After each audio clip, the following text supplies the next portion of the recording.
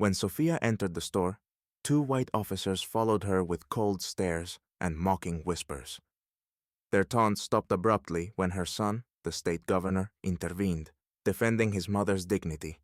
This incident sparked events that would soon shake even the most resilient.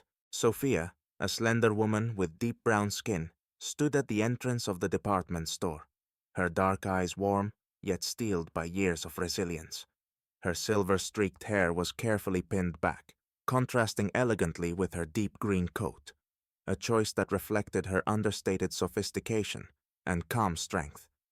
She was here to select a gift for her granddaughter, a small joy in a world that often felt unwelcoming. The store's displays sparkled with rows of jewelry and ornaments, glistening under soft lights, casting an inviting glow. But today something felt different. As she took her first steps inside, Sophia sensed eyes on her. At the entrance stood two white officers, arms crossed, watching her with expressions that bordered on contempt. One whispered to the other, loud enough for her to catch, "Bet she thinks she's welcome here." The words pierced her composure, but she held her head high, determined not to show even a flicker of discomfort. Her years of enduring these silent but searing judgments had taught her to bury her reactions deep within. Sophia moved gracefully between the sections, pausing to admire perfumes and stopping briefly by the children's toys, picturing her granddaughter's smile. Yet, each time she paused, she noticed the officers only a few steps behind, tracking her movements with scornful glances.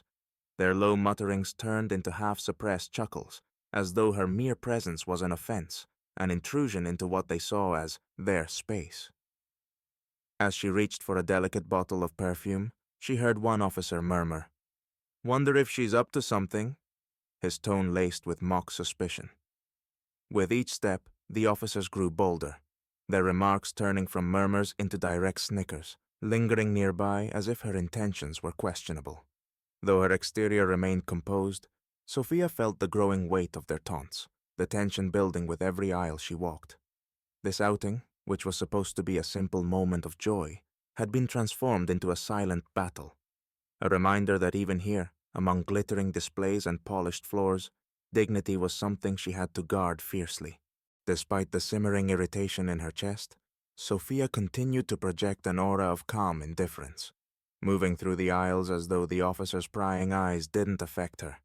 She made her way to the toy section, eyes scanning the colorful display of dolls, stuffed animals, and miniature playsets, searching for something that would bring a bright smile to her granddaughter's face. Her hand hovered over a plush teddy bear, soft and endearing, a small symbol of comfort. But the unsettling awareness of being watched turned what should have been a simple moment of joy into a reminder of the world's unfairness. The officers' voices, low but pointed, reached her ears. "Look at her walk. Thinks she's a queen," one of them whispered to the other. Each word was a barb, thinly veiled in mockery. Sophia felt her cheeks flush with the sting of humiliation and anger, a familiar bitterness settling within her. She had become accustomed to enduring such treatment, to bearing the weight of strangers' silent judgments. But today, the patience she normally wielded like armor felt dangerously thin, her sense of dignity hanging in the balance. Taking a slow, measured breath, Sophia turned with a grace that belied the indignation smoldering inside. She walked purposefully toward the officers, her steps light yet deliberate, each one silently reclaiming the space they tried to take from her. When she stood just a few feet from them, she tilted her head slightly, looking up with a composed expression that hid nothing of her strength. "Excuse me, gentlemen. May I help you?" Her voice was steady, tinged with a politeness that veiled the steel beneath, each word an assertion of her right to be there, as much as anyone else. The officers exchanged a quick look, their confidence momentarily faltering as they took in her unexpected response. The taller of the two, a lanky man with a thin, cold smile and eyebrows raised in feigned innocence, replied with a slight sneer, "We're just doing our job, ma'am, keeping order." His tone dripped with a condescension that made Sophia's stomach twist, the implication as clear as it was offensive.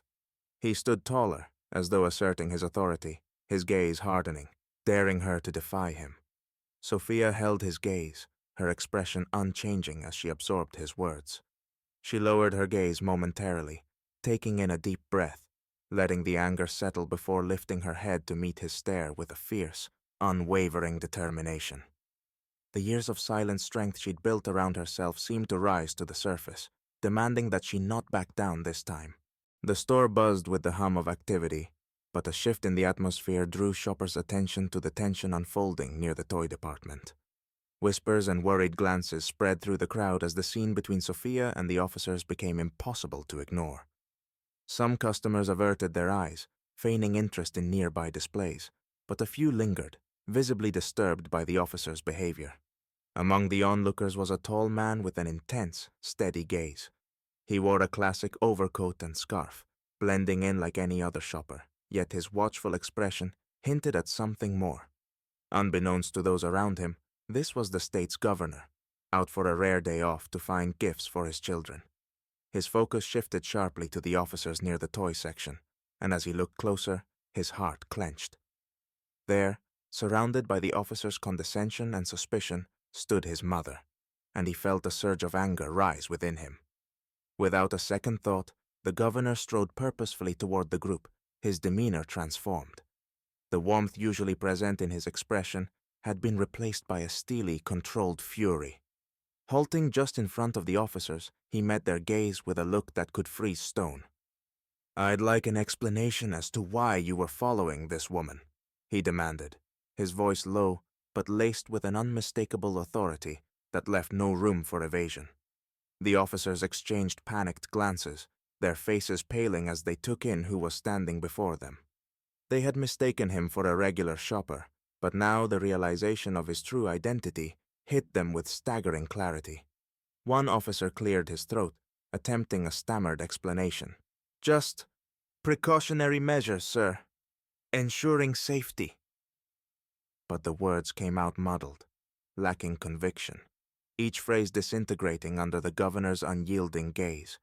He stood in silence, listening without a flicker of softness in his eyes.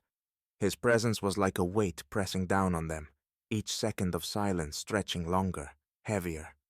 The officers' excuses trailed off as they faltered under his unrelenting scrutiny, their bravado replaced with the unmistakable sting of shame. The following day, the story of the department store incident spread like wildfire across media outlets. Major newspapers and news sites prominently featured headlines such as "Governor confronts racial bias in department store," detailing how two officers had trailed a shopper without justifiable cause and how the governor had intervened in defense of his mother. Readers were riveted, passionately discussing the event across forums and social media, while debates about racial bias and accountability swelled through communities citywide.